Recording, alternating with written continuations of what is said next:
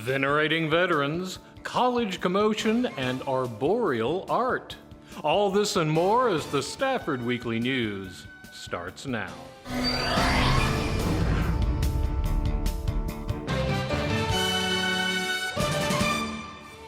Welcome to the Friday, November 17th edition of the Stafford Weekly News.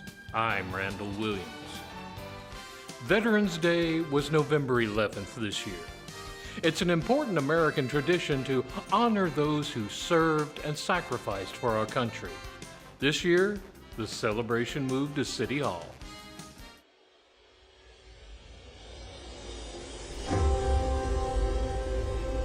Color guard attention, room attention. Color guard forward march.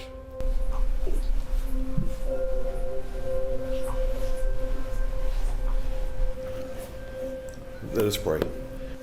Thank you so much.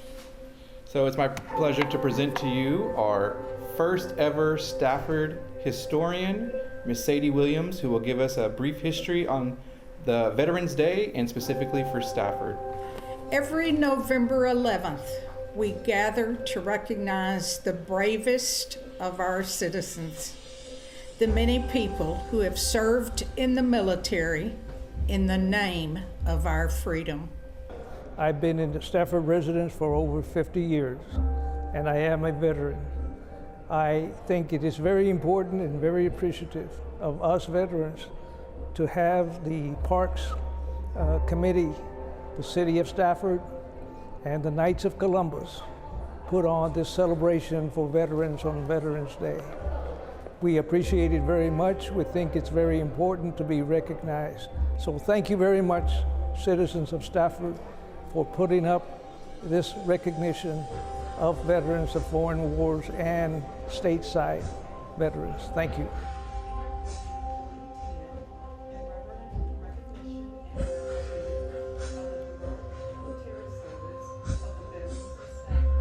I'm the commander for the VFW Post 4010, and we'd like to thank everybody around Stafford for presenting this trophy to us, this plaque, and we're honored to have it.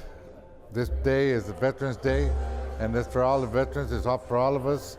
And we appreciate everybody honoring us and respecting us with this day.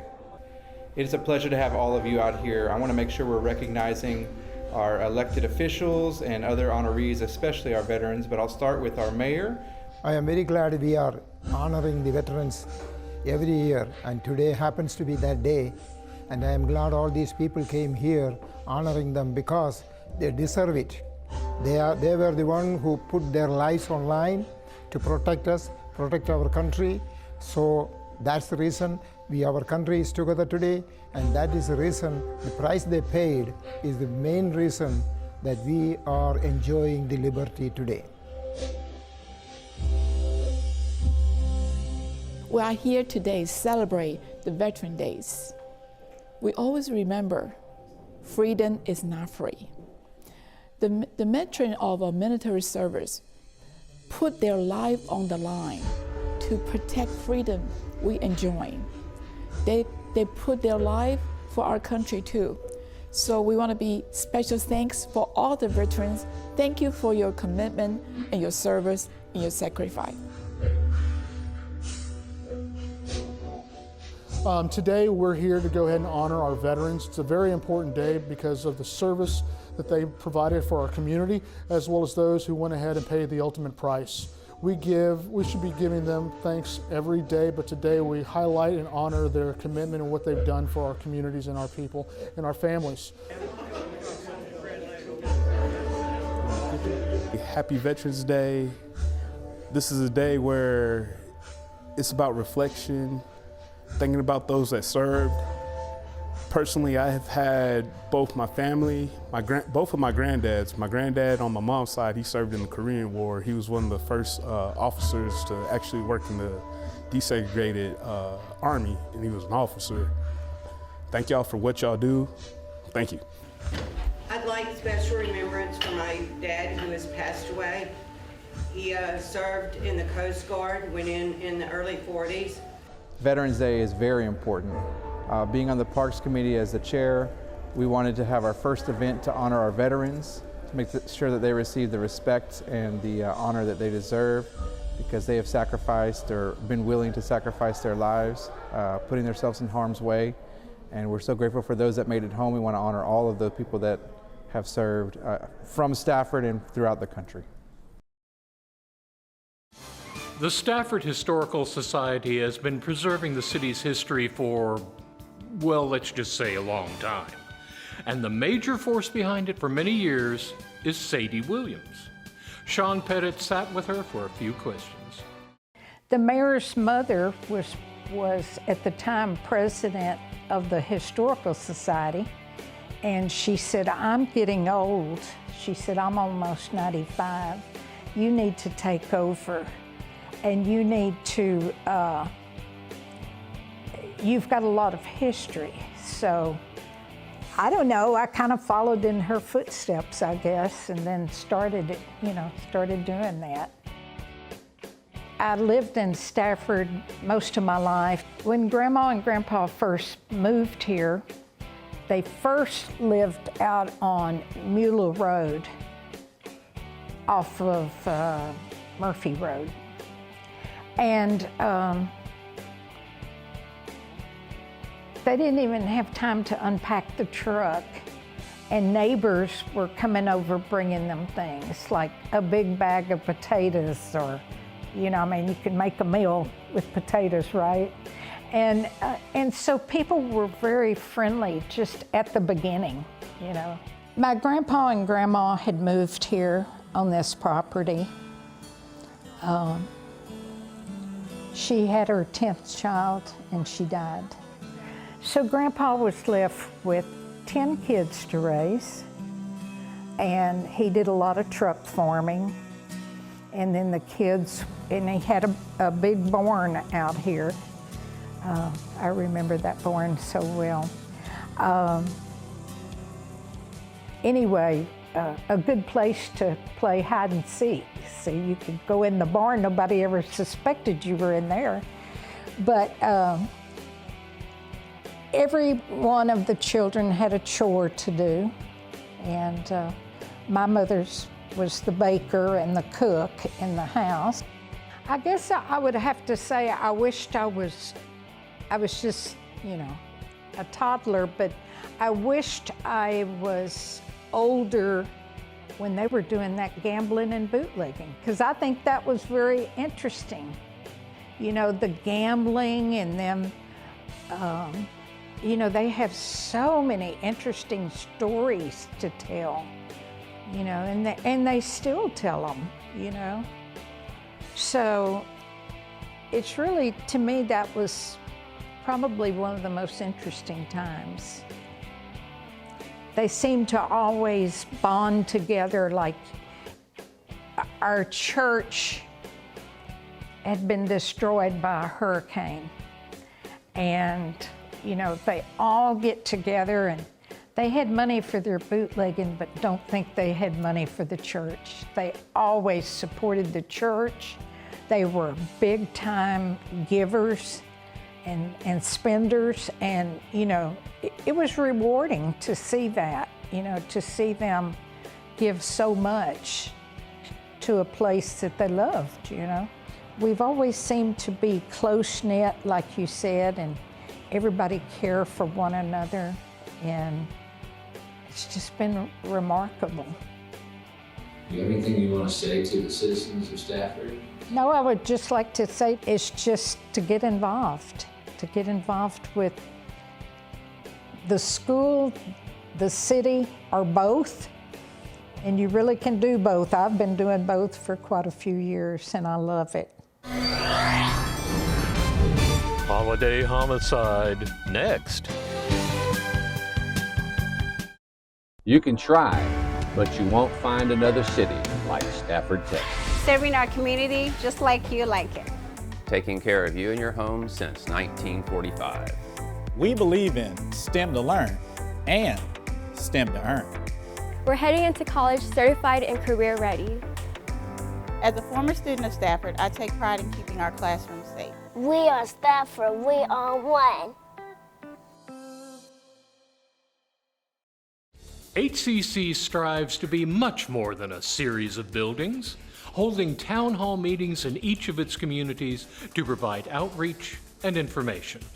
Most recently, one was held on the Missouri City campus, and Henrovy Nathaniel was there.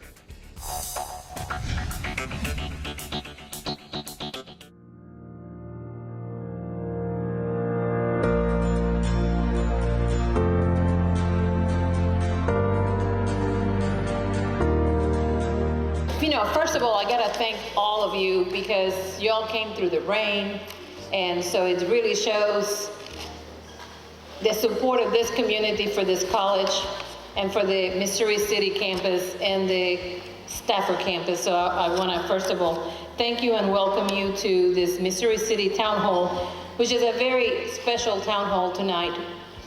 But today, I have a special guest, and I have the honor to introduce y'all to our new interim chancellor, Dr. Margaret Ford Fisher.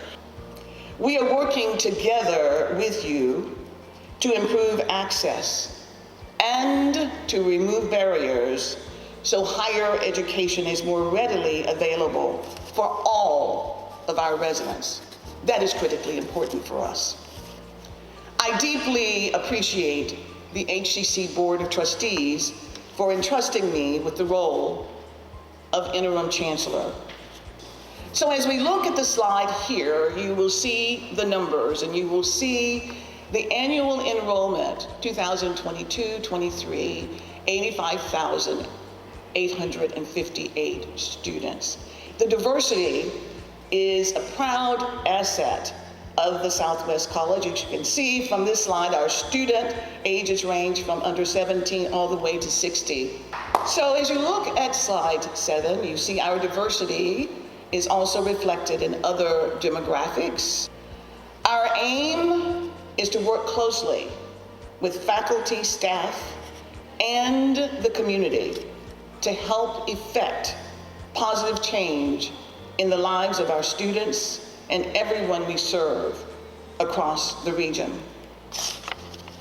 As you can see, we continue to grow this college, and we not only do we offer workforce programs, but we also offer a wide range of academic programs for students to transfer to four-year universities. So what you see here is a list of all the things that we offer to support the success of our students.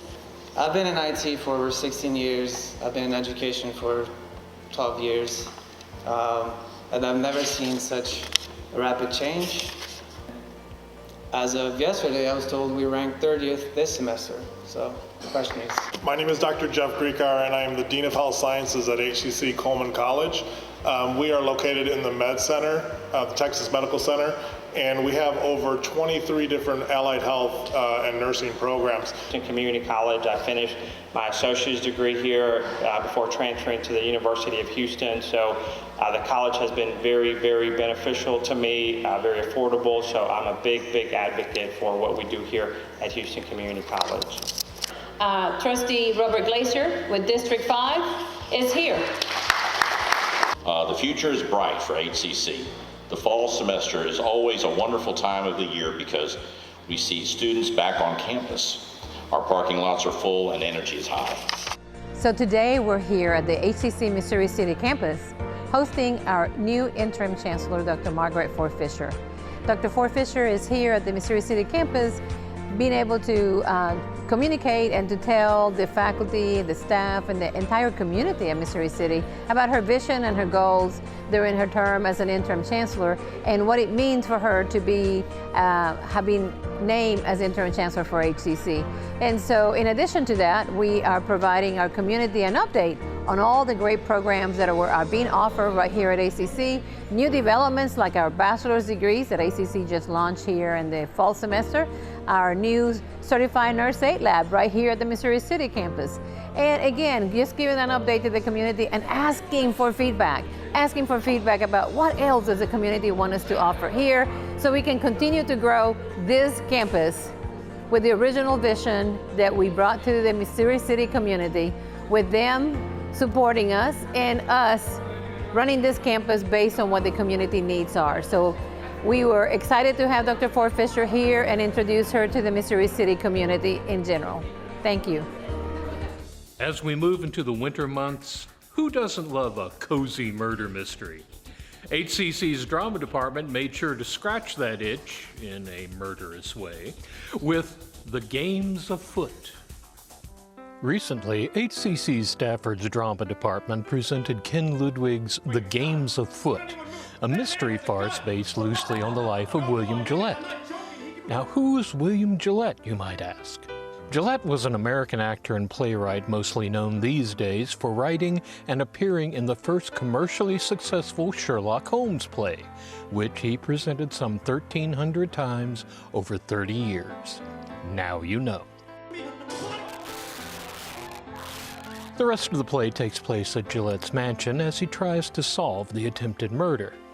The Games Afoot is a play written by Ken Ludwig, who's a really famous comedic playwright. His most famous play is Lend Me a Tenor. And the way I came at this particular play was I actually read a different play of his called Shakespeare in Hollywood, which I love, but it's a huge cast and it's a lot of costumes. And I knew I wouldn't be able to do it. So I was like, I liked it so much, I went and read. I looked at what else he'd done and I found this one. I love Sherlock Holmes. I love murder mysteries, which this is. And this play won the Edgar Allan Poe Award for Best Mystery of the Year. I think it was 2012, 2011, something like that. And when I read it, I fell in love with it. And it does a lot of things I haven't done before as a director, which is also something I wanted to do. Laurentia, are you still there? Laurentia, please.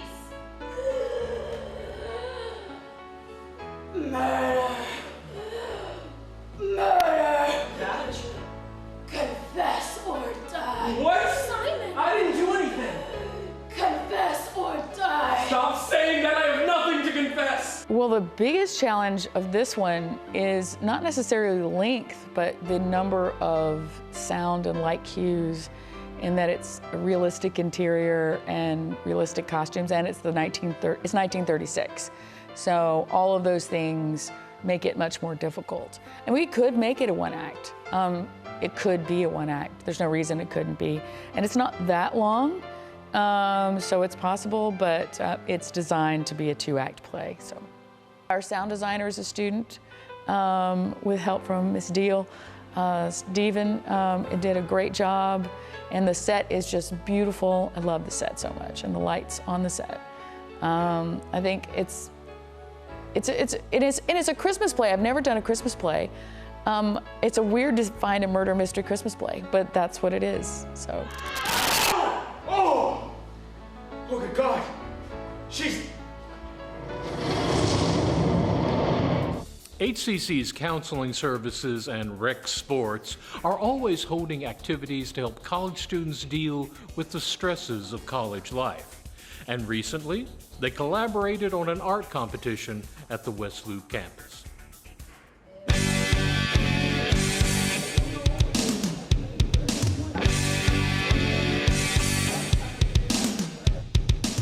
The project started as a mental health coping with stress movement. We started with coloring because most students kind of go back to their childhood, and most students do like coloring. We noticed that students who participated, many of them really enjoyed it to the extent that they didn't even want to stop. So after the first exposure to that, and again, it started with the mental health component, it's a way of coping. Ms. Nguyen came to us, one of our students, and said, hey, how about we make this into an art competition? Myself and Michelle with Rec Sports thought it was an awesome idea. It's like, okay, this will work.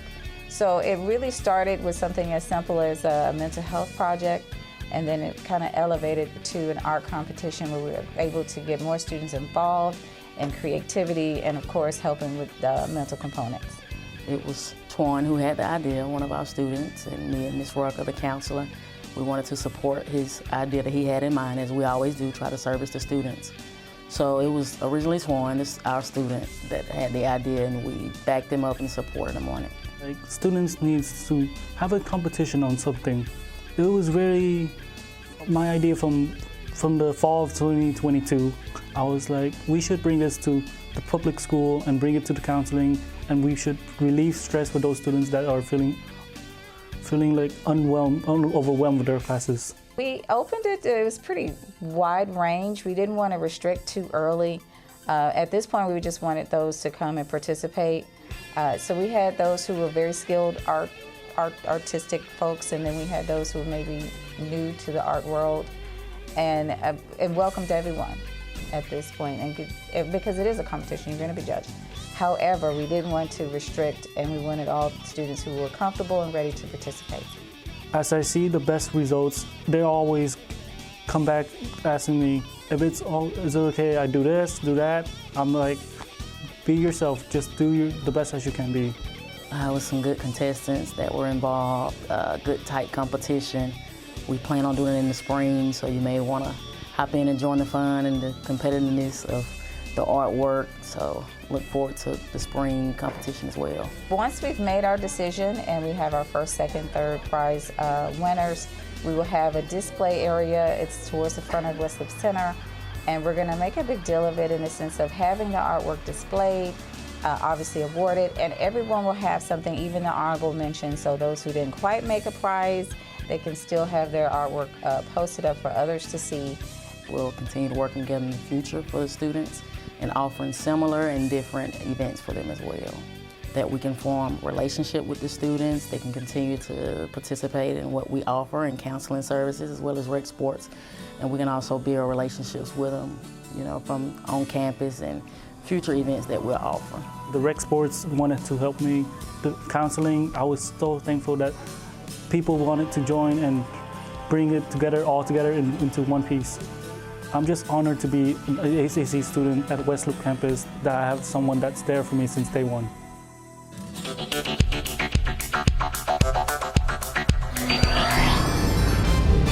Twinkling trees, next.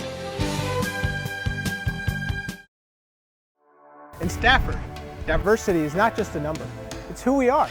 When you are here, you become part of the story. You can sleep well knowing we're always on the job and looking out for you. It's a great place for growth and opportunity. Tradition starts here. We teach your children and we stick around for your grandchildren. We are one, we are Stafford. This is the city of Stafford, and we are one. As Christmas approaches, so do many fundraisers, and one aims to get your Yuletide decor finished in a jiffy. The Houston Museum of Natural Science Sugarland's Jingle Tree.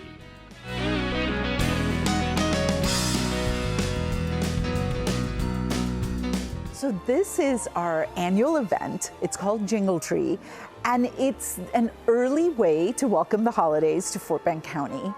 The Houston Museum of Natural Science puts on this event every year where we have local supporters, local artists, designers who donate their time and talent and creativity in creating these beautiful holiday decor items that are then up for auction for a week in November. The proceeds from the event not only support the museum's daily operations, but they help us expand our accessibility program. We work with children with autism and their families who get to come to sensory-friendly mornings here at the museum multiple times a year. We work with agencies, local nonprofits that serve constituents that perhaps haven't visited us before, and we work with them to bring their clientele here as well. To explore the museum, the idea behind Jingle Tree is to make the museum accessible to all. We have some pretty amazing things here. Last year, we had Tree Rex was our standout star, and Tree Rex was designed by Susie Goff and was bought by Patty and Tim Kaminsky, who then donated Tree Rex back to us so she could serve as our mascot for Jingle Tree and for the holidays. Well, this year we have a surprise, and Tree Rex's family grew, So that has definitely been something that people have been very excited about. We also were in the year of Barbie, and so of course we had to have a Barbie tree complete with dream house and her very own pool and all of her friends. So we've got some really, really fun items. And then we also have a lot of traditional Christmas and holiday decor that really, we have something for everybody, regardless of what your style and what your home looks like. We have something that you would love.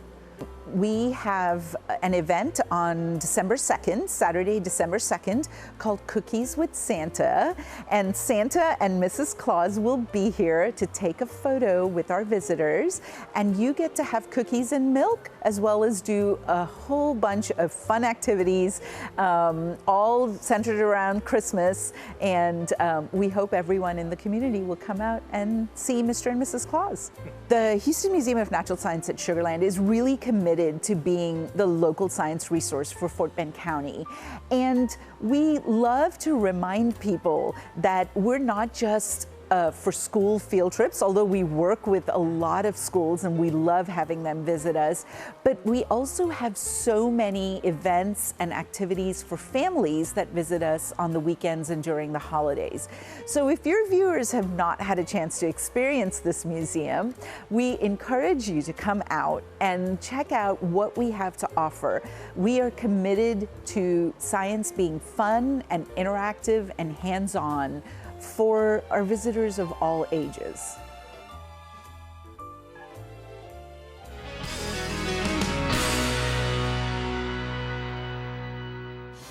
That's a wrap on our news for this week. Thank you for joining us.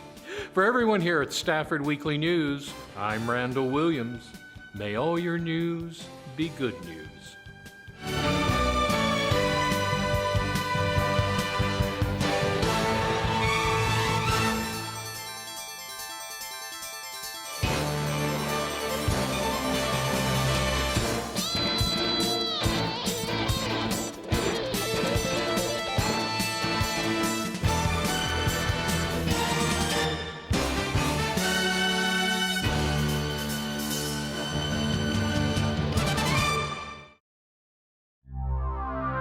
This program was produced on the Stafford campus of Houston Community College.